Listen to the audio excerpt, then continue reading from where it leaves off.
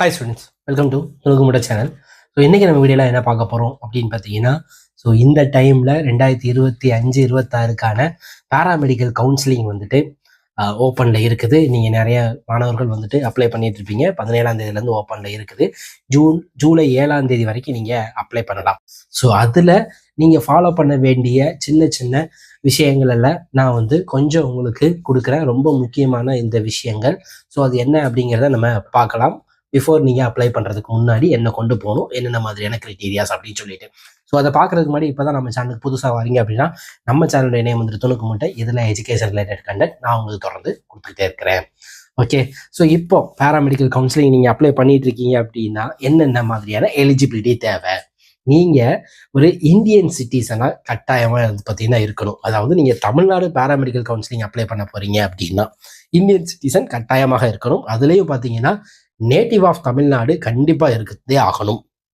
அதில் நீங்கள் ரெவென்யூ டிபார்ட்மெண்ட்டில் இருந்து நேட்டிவிட்டி சர்டிஃபிகேட் வந்து நீங்கள் கட்டாயமாக என்ன செஞ்சுருக்கணும் அப்படின்னு பார்த்தீங்கன்னா வாங்கியிருக்கிறோம். நான் வந்து இந்தியா தான், தமிழ்நாட்டில் தான், இந்த அட்ரஸில் தான் வந்துட்டு இருக்கேன் அப்படின்னு சொல்லிட்டு.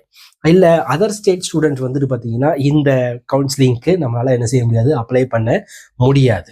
ஓகே, நீங்கள் தமிழ்நாடு ஸ்டேட்டில் நேட்டிவிட்டி அப்படின்னு என்ன செய்ய முடியாது, உரிமை கொண்டாடி நீங்கள் அதுக்கு அப்ளை பண்ண முடியாது. நேட்டிவிட்டி சர்டிஃபிகேட்டை பொறுத்த வரைக்கும் பார்த்தீங்கன்னா நீங்கள் அதுக்கு பதிலாக பெர்மனண்ட் அட்ரஸ் இருக்கக்கூடிய சர்டிஃபிகேட்டை ஒப்படைக்க முடியாது. அதாவது குடியிருப்பு சான்றிதழ் அதுக்கு வந்துட்டு பார்த்தீங்கன்னா ஏற்றுக்கொள்ளப்பட மாட்டாது. இந்த பர்மனண்ட் அட்ரஸ் அப்படின்னு சொல்லிட்டு ஒரு சான்றிதழ் வாங்கியிருப்பாங்க. நீங்கள் அது அப்ளை பண்ண முடியாது. நீங்கள் வந்துட்டு தமிழ்நாட்டு தான் அப்படின்னு சொல்லி நேட்டிவிட்டி சர்டிஃபிகேட் வாங்கியிருக்கணும். ஓகேவா? தமிழ்நாட்டை நீங்கள் வந்துட்டு பூர்வீகமாக வச்சுக்கிட்டு 6th to 12th வரைக்கும் நீங்கள் தமிழ்நாடு ஸ்கூலில் படித்த ஸ்டூடெண்ட்ஸாக இருக்கும் பட்சத்தில் கட்டாயமாக நேட்டிவிட்டி சர்டிஃபிகேட் சப்மிட் பண்ணணும். இன்னொன்று, நீங்கள் இந்த கம்யூனிட்டி ரிசர்வேஷனுக்குள்ளே போக போகிறீங்க, SC ST SCA இந்த மாதிரியான கம்யூனிட்டி கோட்டாக்குள்ளே போக போகிறீங்க அப்படின்னா நீங்கள் கட்டாயமாக உங்களுடைய கம்யூனிட்டி சர்டிஃபிகேட்டையும் சப்மிட் பண்ணணும். அண்ட் ஆல்சோ உங்கள் பேரண்ட்டில் யாராவது ஒருத்தர், அம்மாவோடையோ அப்பாவோட கம்யூனிட்டி சர்டிஃபிகேட்டும் நீங்கள் வந்துட்டு பார்த்தீங்கன்னா கண்டிப்பாக வந்து அப்ளிகேஷனில் இது பண்ணியே ஆகணும். ஓகே, இந்த கம்யூனல் ரிசர்வேஷனில் வந்துட்டு பார்த்தீங்கன்னா பேரண்ட்டோடைய கம்யூனிட்டி சர்டிஃபிகேட் கண்டிப்பாக முக்கியம். இல்லைன்னா அவங்க வந்துட்டு ஜென்ரல் கேட்டகரிக்குள்ள வந்து என்ன செய்வாங்க, கருதப்படுவார்கள்.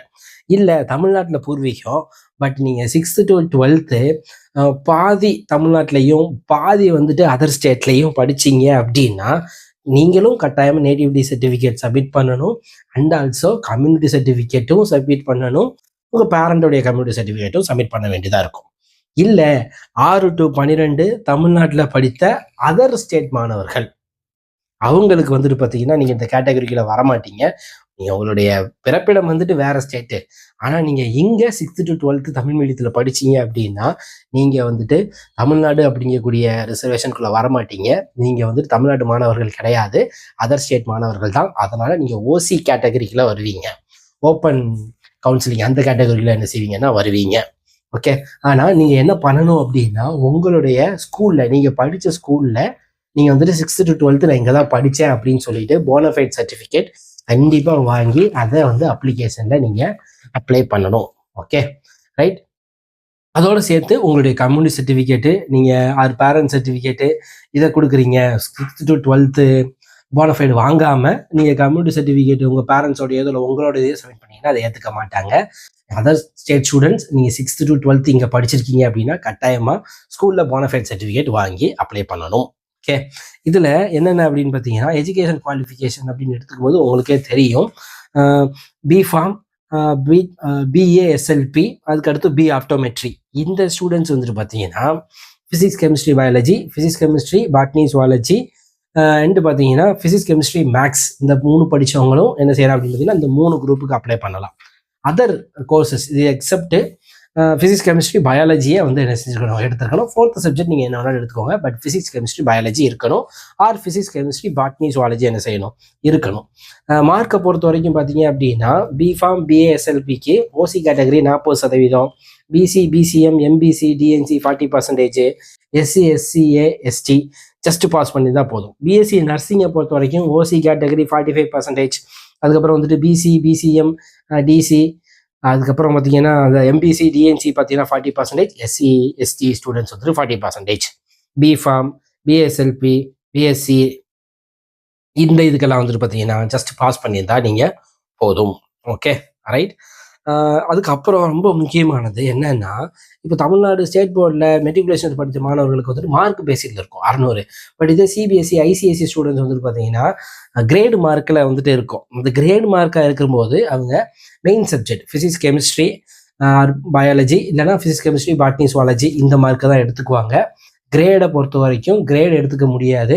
நீங்கள் உங்களுடைய கன்சர்ன் போர்டில் வந்து கேட்டு மார்க் வந்து மார்க் ஷீட் வாங்கி வச்சுக்கணும். அந்த மார்க்கை வச்சு தான் நம்ம என்ன செய்ய முடியும் பார்த்தீங்கன்னா அப்ளை பண்ண முடியும். அதை வச்சு தான் அவங்க மார்க் லிஸ்ட்டு நமக்கு ரேங்க் லிஸ்ட்டும் வந்து பார்த்தீங்கன்னா கொடுப்பாங்க.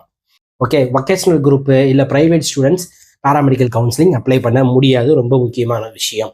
அதுக்கப்புறம் வந்துட்டு பார்த்தீங்கன்னா ஒரே ஒரு டைம் அப்ளிகேஷன் பண்ணுங்கள் போதும். அதை 2-3 தடவை அப்ளை பண்ணாதீங்க. மேபி ரிஜெக்ட் ஆகிடலாம். அப்படியே நீங்கள் 2-3 தடவை அப்ளை பண்ணீங்கன்னா ஃபஸ்ட்டு எதை அப்ளை பண்ணீங்களோ அதை மட்டும் தான் என்ன செஞ்சுக்குவாங்கன்னா எடுத்துக்குவாங்க.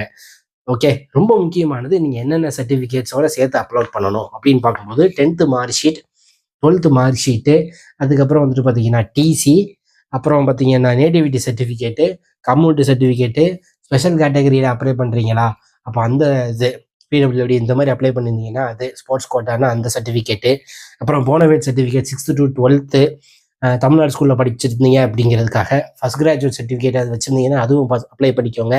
கம்யூனிட்டி சர்டிஃபிகேட்டு, அதுக்கப்புறம் பேரண்ட்டோடைய கம்யூனிட்டி சர்டிஃபிகேட் இது எல்லாமே பார்த்தீங்கன்னா நீங்கள் அப்ளிகேஷன் அப்ளை பண்ணும்போது கொண்டு போகணும். இன்னும் முக்கியமான இன்ஃபர்மேஷனு, இந்த கோர்ஸு கவுன்சிலிங்லாம் முடிஞ்சதுக்கப்புறம் கோர்ஸ் நீங்கள் வந்து ஜாயின் பண்ண போகிறீங்க அப்படின்னா கவர்மெண்ட் கொடுக்கக்கூடிய அந்த கட் ஆஃப் டேட்டுக்குள்ளே இது ஒரு வாரத்துக்குள்ள நீங்கள் போய் அதை போய் ஜாயின் பண்ணிடணும் அப்படின்னு சொல்லிட்டாங்கன்னா நீங்கள் அங்கே போய் என்ன செஞ்சிடணும்னா ஜாயின் பண்ணிடணும். அப்புறம் டிஸ்கண்டினியூ பண்ணுறீங்க அப்படின்னா 1 லட்ச ரூபாய் கட்ட வேண்டியதாக இருக்கும். அவங்க கட் ஆஃப் டேட்டுக்கு உள்ளே நீங்கள் டிஸ்கண்டினியூ பண்ணிட்டீங்கன்னா ஓகே. அதுக்கு மேலே நீங்கள் தள்ளி போய் டிஸ்கண்டினியூ பண்ணுறீங்க எனக்கு வேண்டாம் பிடிக்கல அப்படின்னீங்கன்னா 1 லட்ச ரூபா ஃபைன் கட்ட வேண்டியதாக இருக்கும். ஓகே, ஃபீஸை பொறுத்த வரைக்கும் பார்த்தீங்கன்னா ரொம்ப ரொம்ப கம்மி தான். கவர்மெண்ட் காலேஜில் நீங்கள் படிச்சிங்கன்னா வெறும் 3000 ரூபா தான் வருஷத்துக்கே ஃபீஸ். நல்ல ஆப்பர்ச்சுனிட்டி. இதுக்கு தான் கட் ஆஃப் நிறைய வச்சுக்கணும் அப்படின்னு சொல்கிறாங்க. செல்ஃப் ஃபினான்ஸுக்கு ஃபீஸ் வந்து அவங்க பார்த்தீங்கன்னா கொடுத்துருக்குறாங்க. நான் தனி வீடியோவில் நான் உங்களுக்கு கொடுக்குறேன்.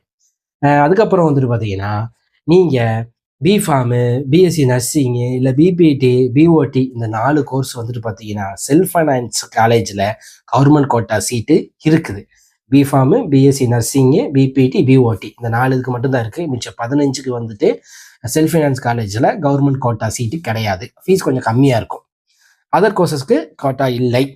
இன்கேஸ் இன்னொன்று என்ன அப்படின்னு பார்த்தீங்கன்னா அந்த உங்களுக்கு சீட்டு கவுன்சிலிங்கில் சீட்டு கொடுக்குறதுல ஒரு பிரச்சனை ஏற்படும். மேபி 2 பேர் ஒரே மார்க் எடுத்திருந்தீங்க, அந்த கட் ஆஃபில் ஒரே மார்க் இருக்கிறீங்க 200க்கு 200, 99, 99, 199, 199 அப்படின்னு இருந்தீங்கன்னா அதில் சில கிரிட்டீரியாவோட என்ன செய்கிறாங்க அப்படின்னா அவங்க கொடுக்குறாங்க. என்னென்ன அப்படின்னு பார்த்தீங்கன்னா உங்களுடைய பயாலஜி மார்க் எவ்வளவு, ஆர் பாட்னி மார்க் எவ்வளவு, சுவாலஜி மார்க் எவ்வளவு, இதில் யார் அதிகமாக இருக்கீங்களோ அவங்களுக்கு சீட் தராங்க. இதே இல்லை அது 2 சேமமாக இருக்கீங்க அப்படின்னா கெமிஸ்ட்ரி மார்க் பார்க்குறாங்க. அது சேமமாக இருந்துச்சு அப்படின்னு பட்சத்தில் ஃபிசிக்ஸ் மார்க் பார்க்குறாங்க. இது எல்லாமே சேமாக இருக்குது அப்படின்னா நீங்கள் 4வது சப்ஜெக்ட்டு இன்கேஸ் 4வது சப்ஜெக்ட் மேக்ஸாக இருக்குது, ஆறு இன்னொரு சப்ஜெக்ட் மைக்ரோபயாலஜி இந்த மாதிரி ஏதாவது எடுத்து படிக்கிறீங்க அப்படின்னா அந்த 4வது சப்ஜெக்டில் எவ்வளோ மார்க் வாங்கியிருக்கிறீங்க அதில் அதிகமாக இருந்துச்சுன்னா அதன்படி உங்களுக்கு சீட் தராங்க. இல்லை அதுவும் சேமாக இருக்கும் பட்சத்தில் டேட் ஆஃப் பர்த்தில் யார் ஃபர்ஸ்ட் இருக்கா அதை கொடுக்குறாங்க. இல்லைன்னா அதுவும் சேமாக இருக்குது அப்படின்னா ரேண்டம் எண் கொடுத்துருப்பாங்க இல்லையா, அந்த ரேண்டம் எண்ணில் யார் ஹையஸ்ட் மார்க்கில் இருக்காங்களோ அவங்களுக்கு என்ன செய்கிறாங்க அப்படின்னு பார்த்தீங்கன்னா கொடுக்குறாங்க. ஸோ இந்த கிரிட்டீரியா மூலியம் தான் சேம் மார்க் எடுத்தவங்களுக்கு கொடுக்குறாங்க. ஓகேவா? இது போக ரொம்ப முக்கியமானது, நீங்கள் இப்போ ஃபஸ்ட் கவுன்சிலிங் அட்டன் பண்ணலை ஆறு செகண்ட் கவுன்சிலிங்காக நீங்கள் வெயிட் பண்ணுறீங்க, இல்லை ஃபஸ்ட் கவுன்சிலிங் அட்டன் பண்ணி உங்களுக்கு சீட் அலாட்மெண்ட் கிடைக்கல அப்படின்னா நீங்கள் ஃபர்தராக செகண்ட் கவுன்சிலிங்கில் பார்ட்டிசிபேட் பண்ணலாம். அதாவது ஃபஸ்ட் கவுன்சிலிங் அட்டன் பண்ண விரும்பலை நீங்கள், இல்லை ஃபஸ்ட் கவுன்சிலிங் அட்டன் பண்ணி நீங்கள் வந்துட்டு சீட் அலாட்மெண்ட் இல்லாமல் டைரெக்டாக என்ன பண்ணலாம் அப்படின்னு பார்த்தீங்கன்னா செகண்ட் கவுன்சிலிங்க்கு நீங்கள் அட்டன் பண்ணலாம். இன்னொன்று, ஃபஸ்ட் கவுன்சிலிங் அட்டன் பண்ணி காலேஜ் ஜாயின் பண்ண ஸ்டூடெண்ட்ஸ்க்கு மட்டும்தான் காலேஜஸ் சேஞ்ச் பண்ணக்கூடிய வாய்ப்பு என்ன செய்கிறாங்கன்னா தராங்க. சேராமே நீங்கள் காலேஜ் ஜாயின் பண்ண முடியாது, மாற்றிக்க முடியாது. உங்களுக்கு சீட் அலாட் ஆகிடுச்சு, அந்த காலேஜில் போய் நீங்கள் சேர்ந்துடணும். சேர்ந்ததுக்கு அப்புறம் எனக்கு இந்த காலேஜ் பிடிக்கல வேறு காலேஜ் மாறணும் அப்படின்னு நினச்சிங்கன்னா அதுக்கு நீங்கள் மட்டும்தான் அலவுடு. இல்லைன்னா ஃபஸ்ட் கவுன்சிலிங் அட்டன் பண்ணாமல் செகண்ட் கவுன்சிலிங் வெயிட் பண்ணி நீங்கள் நினச்ச காலேஜுக்கு என்ன செஞ்சுக்கோங்க, மாறிக்கோங்க. ஓகேவா? ரைட். சரி, சீட் அலாட்மெண்ட் இல்லைனாலும் நீங்கள் என்ன செஞ்சுக்கலாம், மாறிக்கலாம். ஸோ இப்படி நிறைய இன்ஸ்ட்ரக்ஷன்ஸ் இருக்குது. அப்படியே சொல்லிகிட்டே போனால் வீடியோ லென்த் ஆகும். நான் அடுத்தடுத்த வீடியோவில் உங்களுக்கு கொடுக்குறேன். ஏன்னா 7ஆம் தேதி வரைக்கும் டைம் இருக்குது. அதனால் நீங்கள் வந்துட்டு பார்த்து அப்ளை பண்ணுங்கள். இந்த வீடியோ உங்களுக்கு கட்டாயமாக பயனுள்ளதாக இருக்கும். கண்டிப்பாக நம்ம சேனலுக்கு வந்து சப்ஸ்கிரைப் பண்ணிடுங்க.